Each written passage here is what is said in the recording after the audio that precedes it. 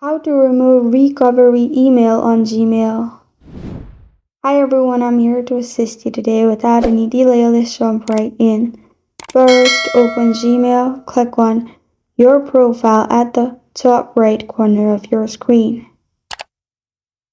Then click on Manage Accounts on this device, which will lead you to this page. Click on your Gmail you want to remove recovery email of.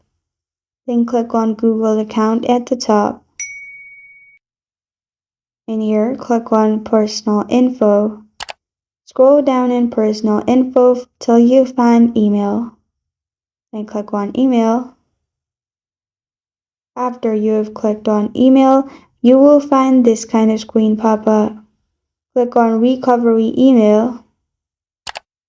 And then you will find this kind of screen pop up. Beside your email, you'll find Recycle Bin option. Click on it. Then simply click on Delete and your recovery email will be deleted. This is how to remove recovery email on Gmail.